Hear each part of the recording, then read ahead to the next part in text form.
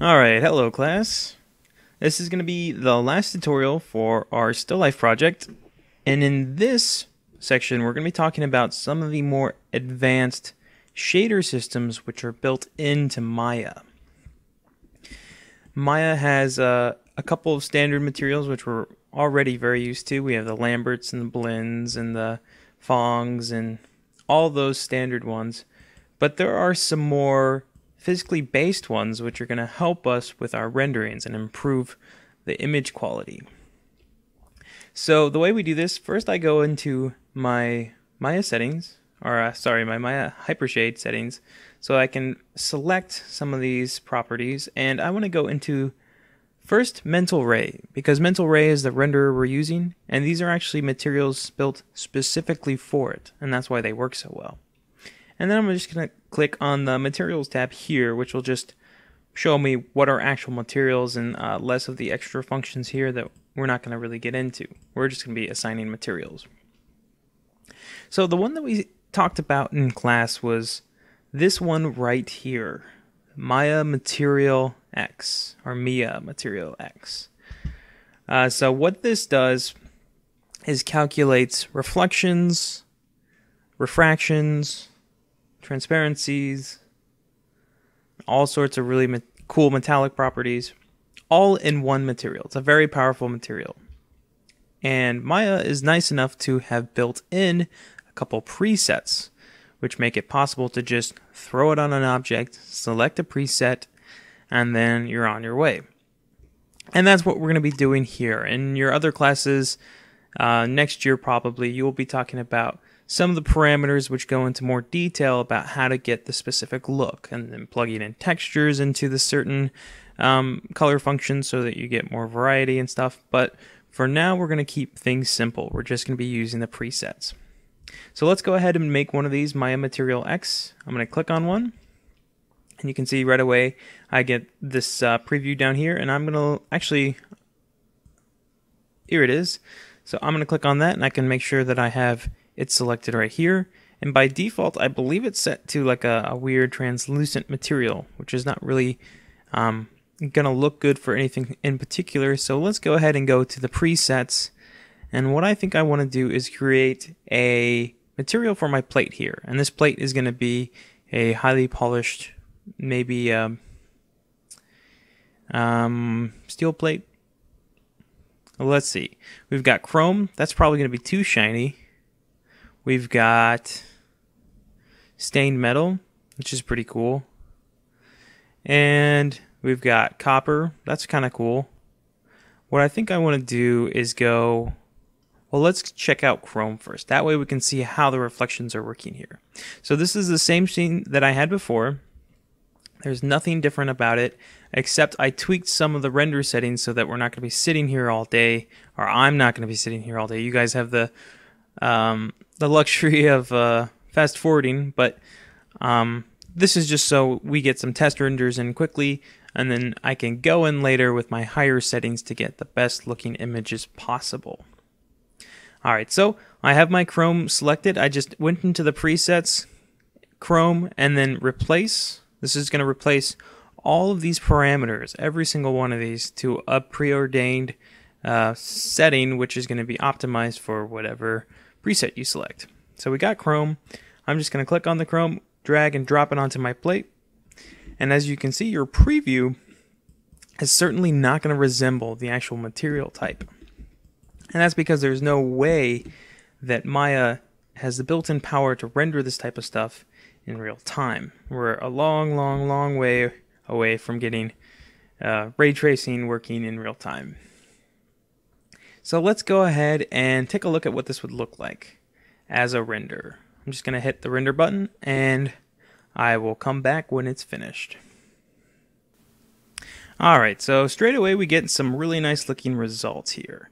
We can see that there's reflections, they're working in a correct way. You can see that we can't actually view the bottom of this watermelon here, but in the reflection we certainly can, and that's because ray trace shadows are only worried about the most realistic reflections, which is very cool. So there's a couple things I can do to improve this up. I think I actually want to go back into my material here and my watermelon, and I think I'm going to bring up the diffuse a little bit. It's seeming a little bit plain. The next thing I want to do, and that was just me being picky. The next thing I want to do is retune my render settings. As you can see here, it took about 2 minutes, and that's a little bit too long for me. I'd like my test renders to be anywhere between 15 and 20 seconds long. So I'm going to come back into my settings here, bring the accuracy of my final gather down to like a very, very small number. So like 15 point density. The smaller this is, the generally the better performance you'll get. Global illumination, I'm going to bring this down very, very far as well. And that should be good for now. So I'm going to try a new material preset on this. I can just select my object and right click and select material attributes. And you'll see you'll be given this. This doesn't look like what we've seen before. I can just click on this, and then we have our standard parameters again. And I'm just going to go under presets, and I'm going to replace this with this stained metal. We tried that earlier in class, and it ended up looking really, really cool. I like the way it looked. So let's go ahead and do another render. Obviously, it's not going to look quite as good as the last one, but it will take less time, hopefully. Fingers crossed.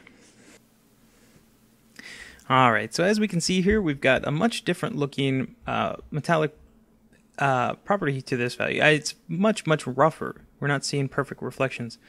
But, you know, back in the day, fully chromed stuff would only become from polished silver. So, very unlikely that you'd find an entire polished silver plate back in the day, only in the most wealthy of houses. So anyways, it still took me quite a long time. My render time is up quite high still, so I'm going to go back into some of my settings, and I'm actually going to select my light this time. And I want to go under the shadows, and I'm going to bring my ray trace shadows down to another smaller number. And I'm going to go under mental ray, and I'm going to bring down my global illumination photons down quite a bit, and that should help me get some faster renders. Alright, so the next thing I want to do is start assigning some other materials to this object right here. This is kind of like a chalice. And what I actually want to do is apply 2 different materials to this piece. So I'm assuming that this top piece is glass, and then this bottom piece down here is kind of like a metallic property. So I'm going to go into my materials again, and I'm going to create 2 new material X's. The first one, I'm going to go into the presets, and I'm going to go into the glass solid, and I am going to hit replace on that one. And then what I want to do is I'm going to go into polygon mode, so this is a little bit easier.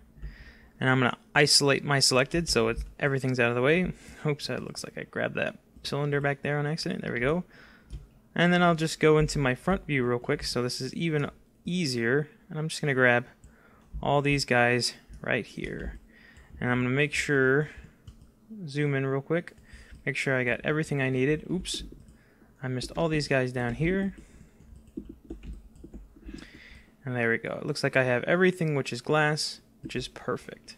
So now I want to scroll that down, and this is my glass thick, and I'm going to assign material to selection. As you can see, we get a preview. It is transparent, but certainly not as good looking as what we hope for. And the next thing I want to do is go into my faces and grab everything else. So I'm going to go into my front view again, and I'm going to select all these faces, and you can see that I intentionally over selected. Now I can just deselect those, and I know I have those ones in the middle, so I'll just have to come in here real quick and boop, they're gone. Alright, so now I have all the other pieces. You can see that we're probably going to run into a problem here, and I actually think that I'd like to fix that sooner than later. So the problem would be that when we render this, and this glass is basically invisible, we'll be able to see into this. We'll see this cavity down here, and that's not what we want. So first I'm going to assign my material to this. I'm going to assign this material, which I haven't selected presets for, and I want to I'll do a copper on this one. I think that would be kind of cool. And then the next thing I want to do is get this so that I have two separate pieces. And you can see that my geometry is a little bit wacky. There is an edge down here, which is a little bit hard to select. Let me smooth that out first and then I can grab it.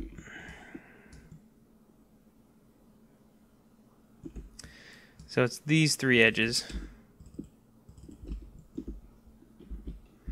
are making things a little bit difficult for me.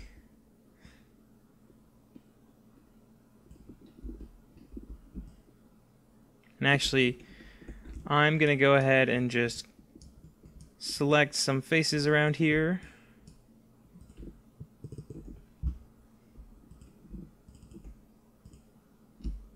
There we go. And I'm going to delete those. And then I'm going to grab just the glass.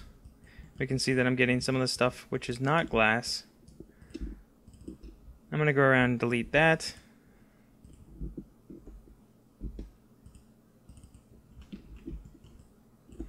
And then that, and there we go. So what I want to do here is complete the circuit. I want this to have an edge loop at the bottom which closes this out. So I'm just going to extrude my edge here. And as we can see, it's invisible, so we have to come back into this mode, unfortunately. Extrude edge once again. I'll select the global selector and I'm going to pull this in. And there we go. I'll grab these faces once more. And as you can see, this has a different material assigned to it other than the glass. So what I can do right now is just grab all those faces and assign my glass to it once more. There we go. And the next thing I want to do is close up this tiny little hole down here. So I'm going to grab my vertices, scrunch them down as far as I can, and then use the collapse, or rather the merge vertice tool. So now those have all merged into one vert, which means it's completed. And if I smooth this out, it's going to look all right. So now we have to do the same thing with this metallic piece here. So I'm going to grab the last set of edges that it has.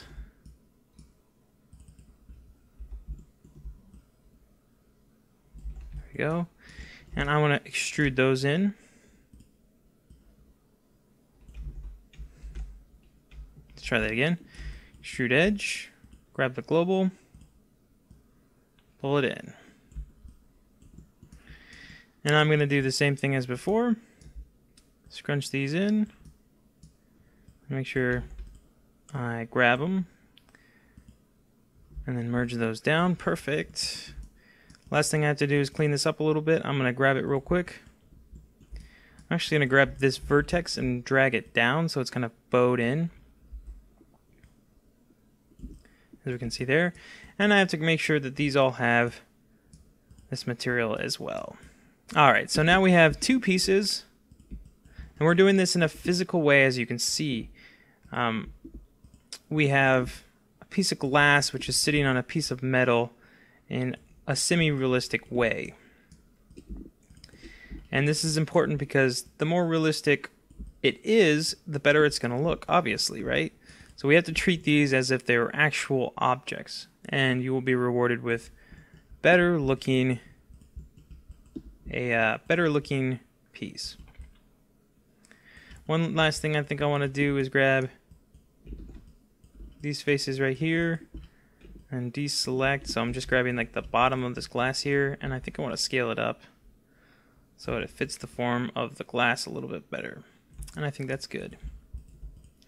Alright, so we've done all this testing and stuff. Oh, it looks like I accidentally assigned some other material. I could just fix that real quick.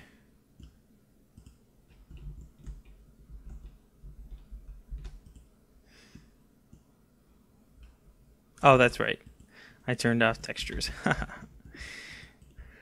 Alright. So now we have our glass, which is its own piece, and we have the metal, which is its own piece. They're sitting together, so it makes sense that they would be attached. And let's go ahead and do a render. Alright, so right away we're seeing some very interesting things here. The glass is behaving in a physical way, and I think it looks pretty dang good from the get-go. These glass shaders are really easy. They just kind of work straight up. So I think that's looking alright for now. There's a couple things that I'd like to do to actually make this even a little bit cooler.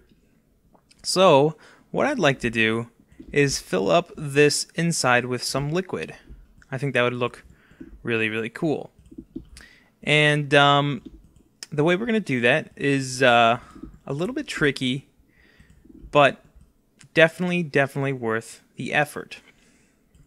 So the way this is going to work is that we have to add geometry where there would be a liquid. So we can do that very easily in a certain way. So this is going to be the easiest way, and I recommend you all do it this way.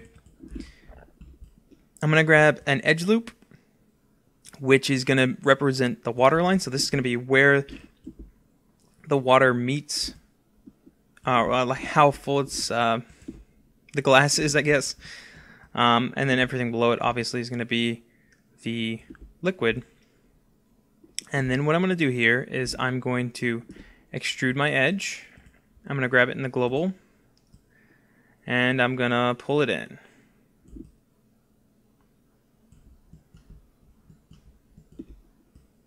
I'm going to grab these verts, make sure that I just have those verts selected, and I'm going to merge those in, and there we go. So you can see that now we have a top plane which acts as the top of our water. We also have this other problem down here, is that that extra edge loop and making this an extra face has caused a problem here where it kind of bows in. So we have to correct for that by grabbing these faces, deselecting the ones, and then just bringing it out some. Another thing you can do is actually just play around with the edge loop. So if you were to go into the edge loop mode in 3, so insert edge loop, and I put an edge loop very close to the top of the water and to the bottom of the water.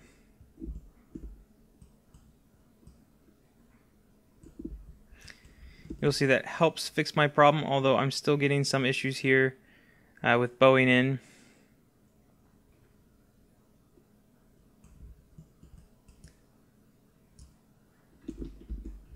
So if I was just to exit out of that real quick, you can see that now it's like sucking it in like that.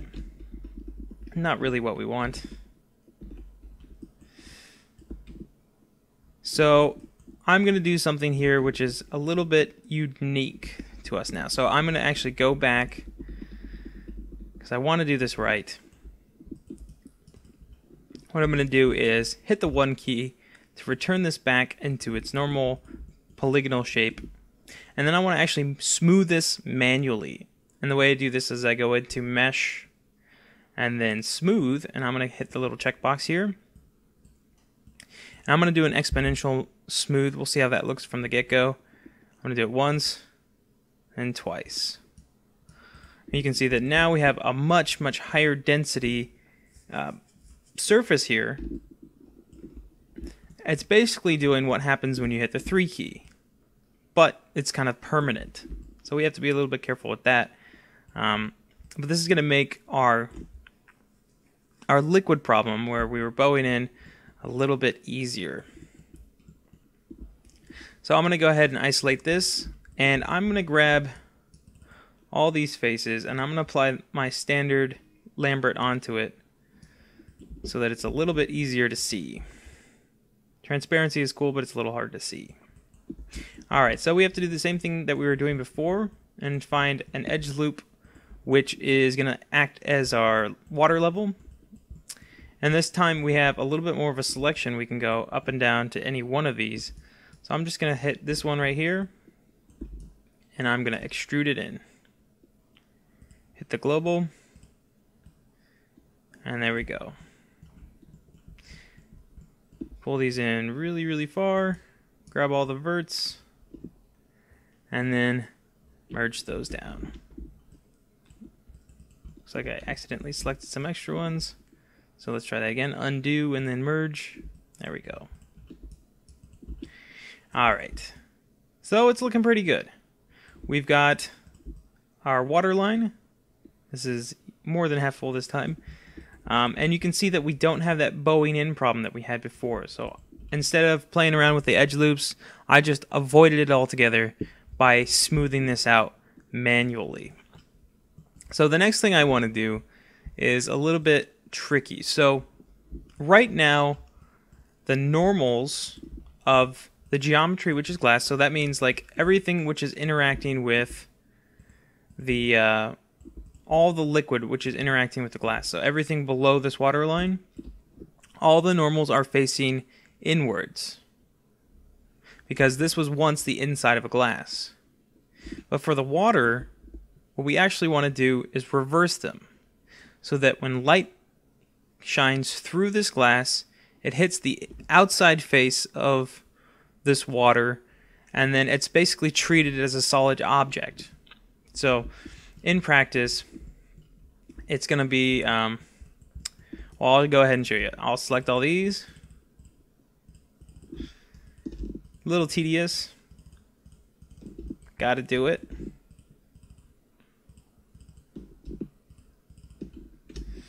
Alright, it looks like we're going to have to grab all of these in a separate manner. And I'm just marquee selecting. As you can see, I'm getting a whole bunch of stuff behind me, but that's okay. I can deselect that easily.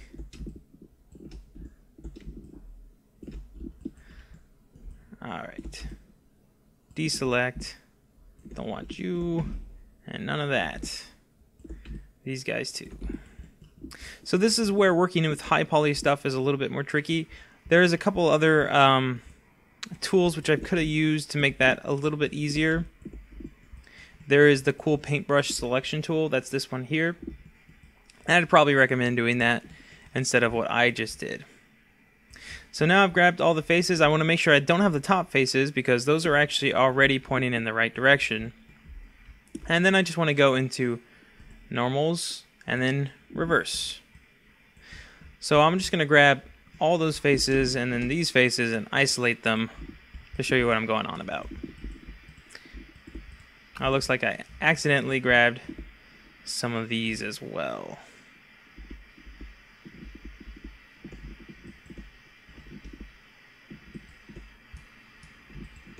There we go. Alright. So we have all these faces, and as we can see, we're looking at the outside of something. And what we have to imagine is that this is water inside of our container. And when we look at water, we're looking at the outside and it's helping bend light. And it's one solid object. Water is, although liquid and made of many tiny little particles, acts as one solid object inside of a container. So that's what we're looking at here. We're looking at the solid water without the container. So the next thing I want to do is make a new My Material X. This time I'm going to select it and I'm going to go under presets and we're going to choose water this time. I'm going to replace that. I'm going to go into face mode, grab all these faces, and assign my water. We're going to have to play around with the water because it's like green by default. Not very pretty. So I'm going to go back, and then there we go. So what we're looking at here is our glass with that water geometry inside, and then something for it to all sit on. So one of the last things that we have to do is make sure that caustics is turned on. And if you've been following along with this tutorial and you have a similar setup, you probably already do, but let's double check. I'm going to go into my outliner and grab my area light. I'm going to look at the emit photons down here and caustics and global illumination. So caustics and global illumination use these numbers down here. So it's actually pretty important to remember that these are affecting our caustics. So the next thing I need to do is open up my render settings. And actually, before I turn on caustics, let's do a render and see what it looks like without it. So let's do a render real quick. Yes, so as we can see, I have my problem here, which is that I forgot to assign the glass material to the rest of the faces here. So I have to grab my glass first. I'm just going to grab these faces, isolate the selected, and it's going to be a little tricky to do this because we already have some of our materials selected for this. So let's try doing this. I'm going to go into object mode, face, and then go into my materials. And I'm going to look for my water, and then I can try select objects with material, which is going to select just the faces of this object with the material selected to it. And then I'm going to hold down shift and select, and that's just inversed my selection. So now I have the opposite. And then I can go back into my glass and assign that. And there we go. So that's looking more correct. Let's go ahead and do a render. Alright, so what we can see here is that we've got our water shader, and the water by default is not particularly very good. So we're going to definitely have to go in and tweak some of its functions. But as you can see that there is some realistic things going on here, which is when the water is inside of a glass, it's going to complete the light circuit. So basically you're going to see the light go all the way around.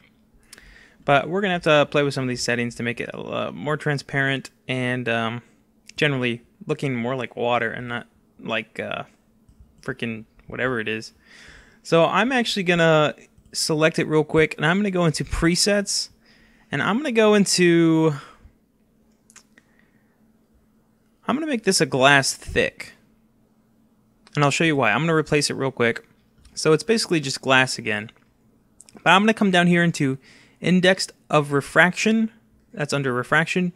Index of refraction. If I hover over it for a moment, it'll give me a bunch of different numbers for different materials. So we can see here that air is 1, water is 1.33, alcohol 1.36, all that other stuff. So I need to change this from 1.5, which is their standard for glass, and change it to 1.33. And that'll give us some results. I definitely want to change some of the color options though, so I'm going to change the diffuse from like a gray to, let's treat this like wine. So we'll boost up that color. And let's see if the diffuse actually did anything for us. So I'm going to do a render real quick. Alright, so it's starting to get towards the right direction. It looks more or less like a solid piece of glass right now. So let's go ahead and play with the transparency. I'm going to bring that down quite a bit. And I'm going to bring the refraction up to a red quality as well. Maybe bring the glossiness down a tad. So we can see over here what the glossiness is doing is changing. It's very similar to transparency. So you see the viewer over here. We can see straight through to the background. If I bring the glossiness up, it's going to diffuse this. I think that's what we're going to be looking for. Glossiness samples is good. Translucency. We could use translucency, but I don't think we're going to have to. Let's do a test. I'm just going to select this area right here. Alright, so now we can see that we're getting some better looking results here. There's a couple things weird that's going on. We're getting a little bit of a graininess down here, and that might be attributed to a couple of factors. One might be our samples, and one might actually be our glossiness down here. So I might want to pull this up slightly. And then the next thing we can see is that we're not seeing the top of this. And I'm not sure why that is. So let's go ahead and do a little bit of detective work here. So I'm going to zoom in real quick and look through the top of this. I'm going to bring up my IPR, my preview, and I'm just going to select a small region here to render because this is taking a much longer time for renders, and that's because, well, when you have a lot of refractions and reflections and all this stuff interacting together, it's going to take a lot of time.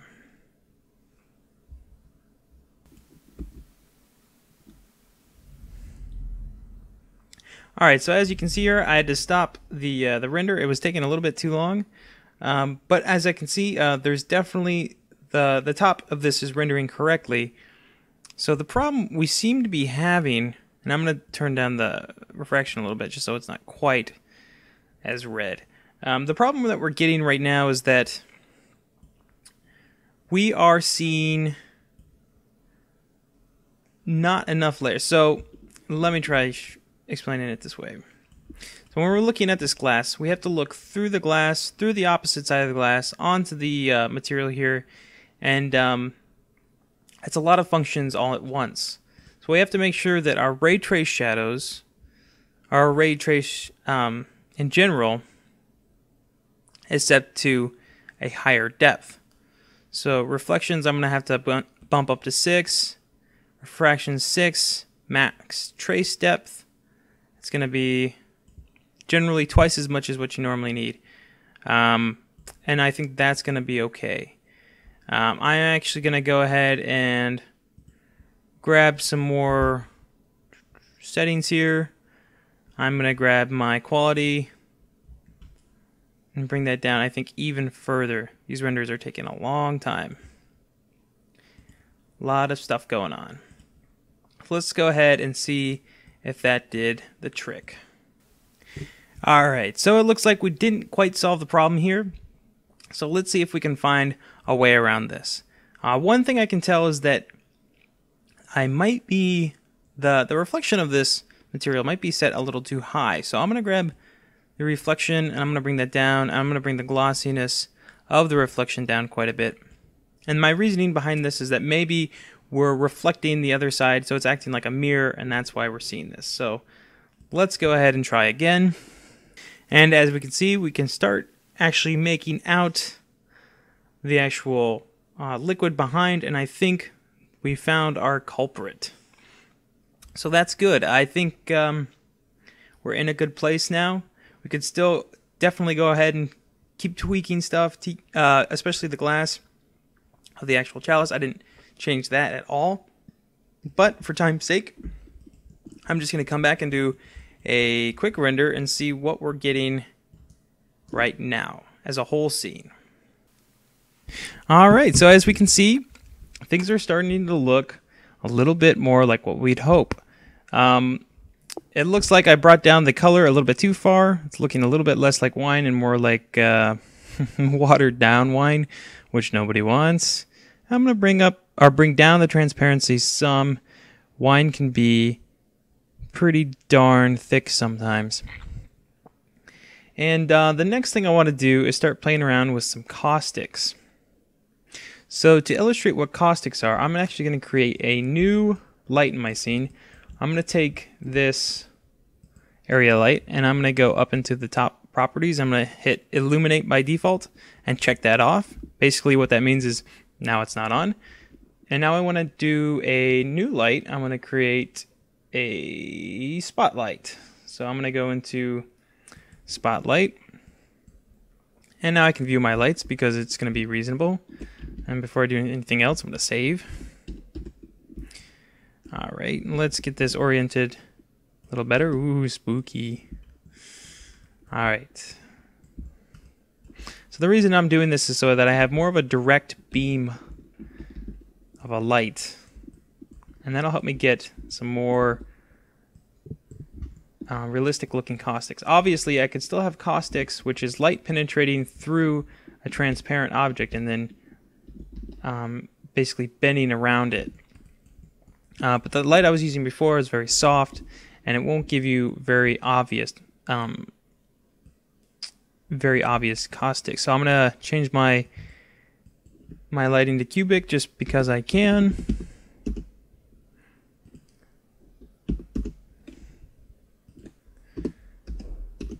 And there we go. We got some nice light. I'm gonna bring up the penumbra angle to make this a little bit softer. And then I have to make sure that I have my shadows on. Shadow rays, I'm going to bring up to 5. Ray trace limit, I want to go up into something twice as what I need, so 6.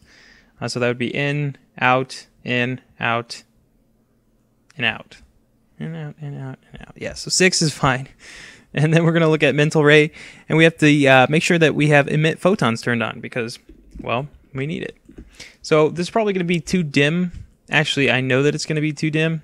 I'm going to add in a couple zeros here, and I'm going to blow it out just like we normally would see. And let's go ahead and just do a render of what we're seeing here. Alright, I just went ahead and paused it. Obviously this is way too bright, so I can bring this down.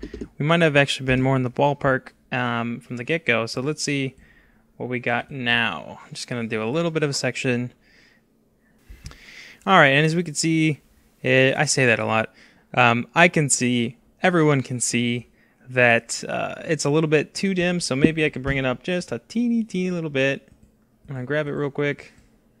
Try to grab it.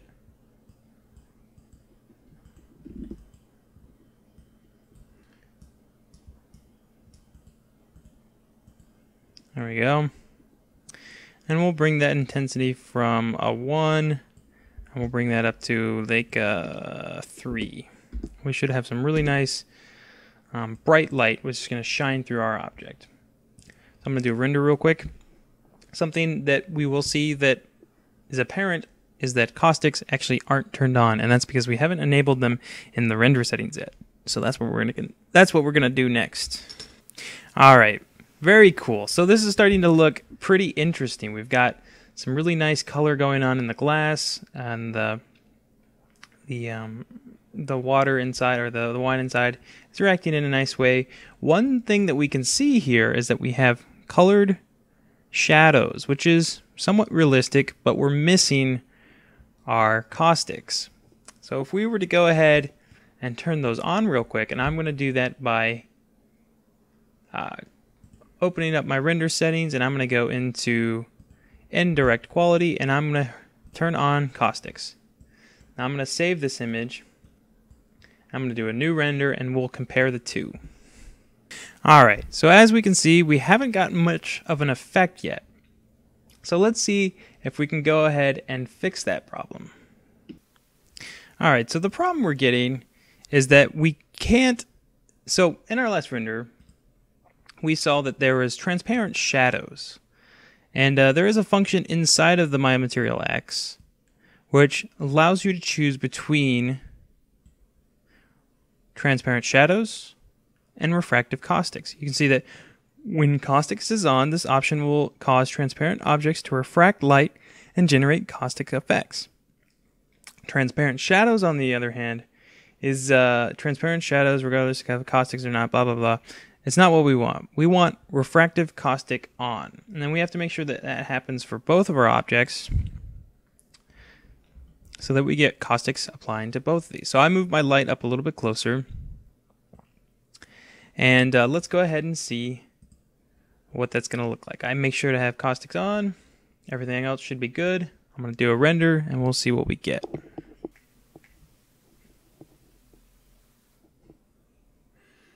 Oh, it's snowing again. Unbelievable. Let me tell you the thing about Chicago. It's too cold too often. Oh.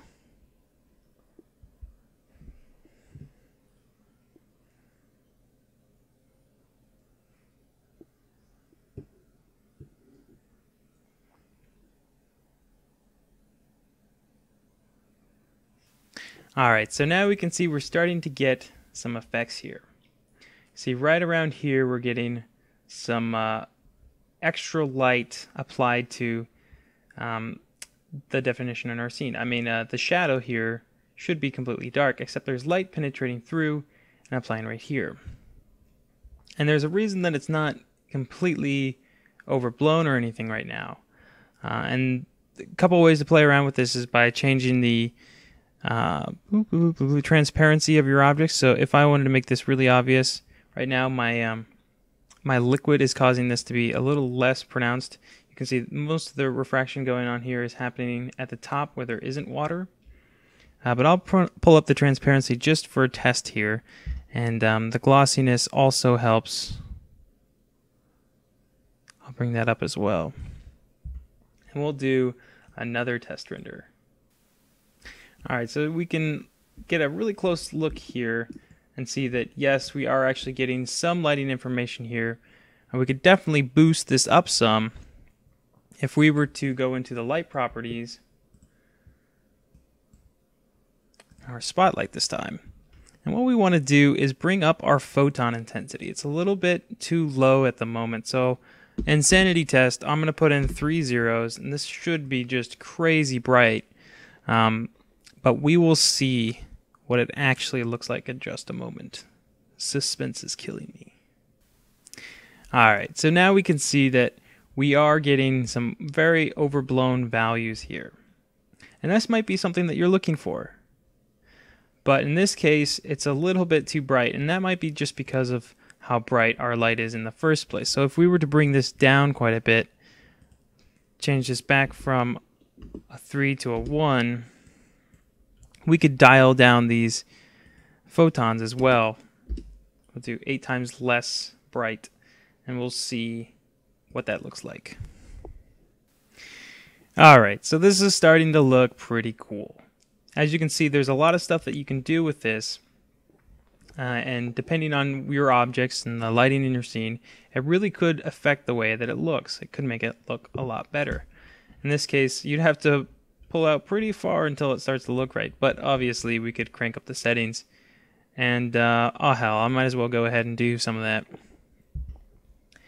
I will increase my global illumination. I'll increase my final gathering.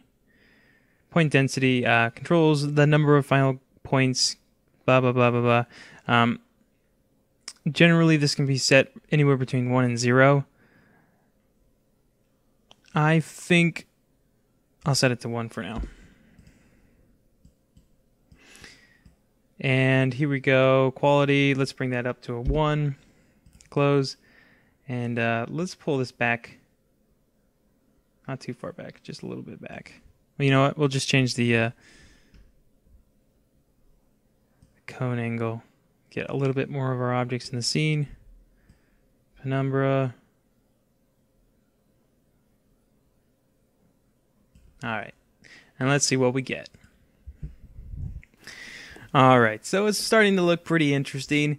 So you can see here, we're getting these really bright highlights in here because of these dimples, or reverse dimples, these extrusions here on the glass. And you can start making that out. And it looks not too bad. You definitely have to spend more time fine-tuning this kind of stuff. And I'll spend a little bit of time doing that right now. And then when I come back, I'll show you what I was able to come up with. And yeah, I won't walk you through the whole thing. It'll probably take me a little while to do that, and I don't want to bore you guys. So I'm just gonna dick around, play with some settings, and yeah, I'll show you what I ended up with. All right, so we can see that my results ended up looking a little bit something like this. Not too bad. It's basically a balance game in between your intensity of your light and the intensity of your photons. You have to basically try and get them to match as best as you can.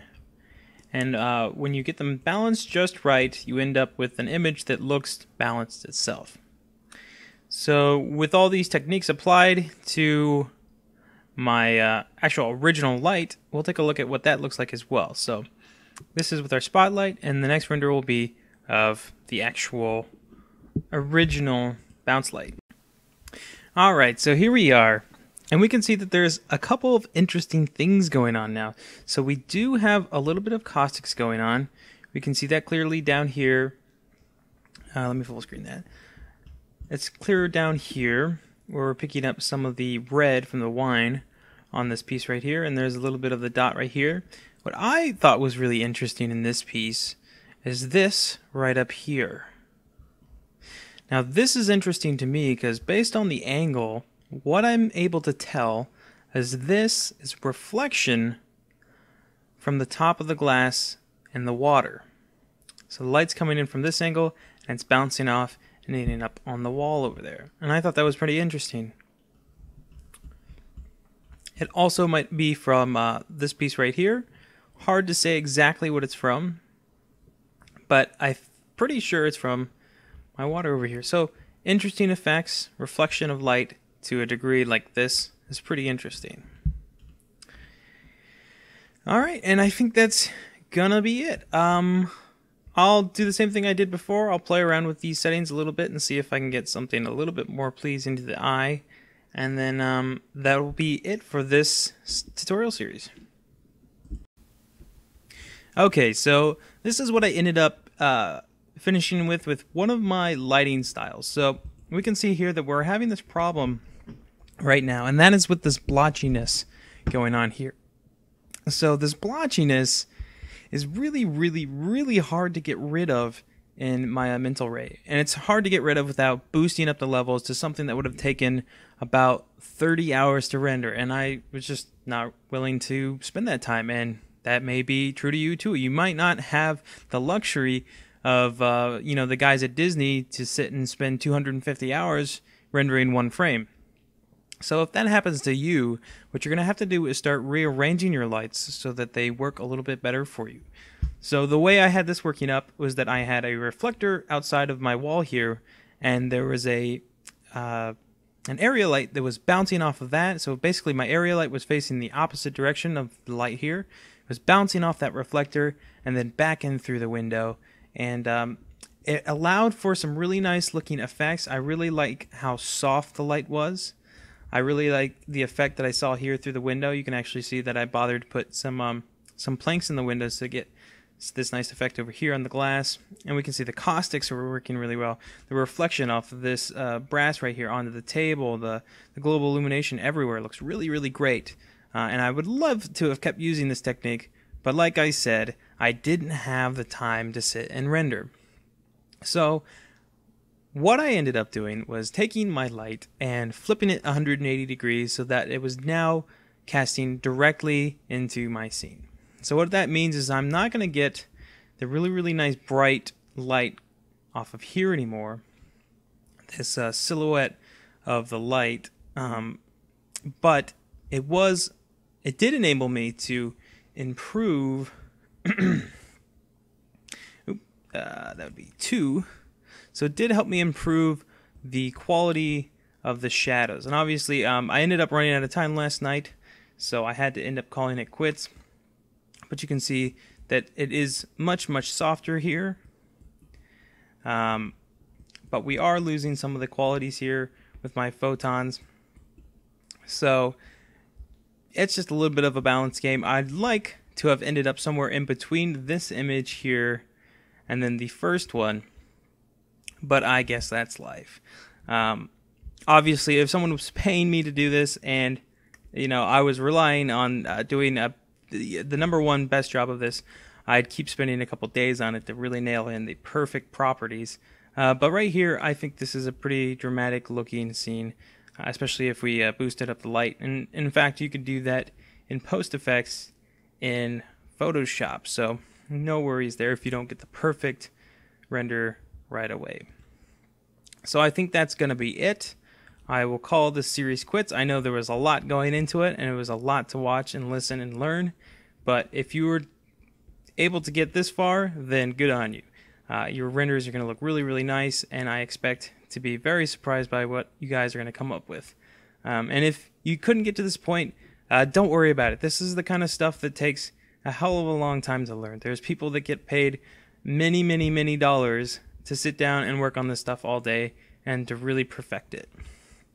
So, yeah, and if you have any more questions, if you want to learn any more techniques, obviously one of the things that I was really unhappy with in this image here is the quality of the fruit here, and that's because I was relying on a very simple shading method, the actual blend.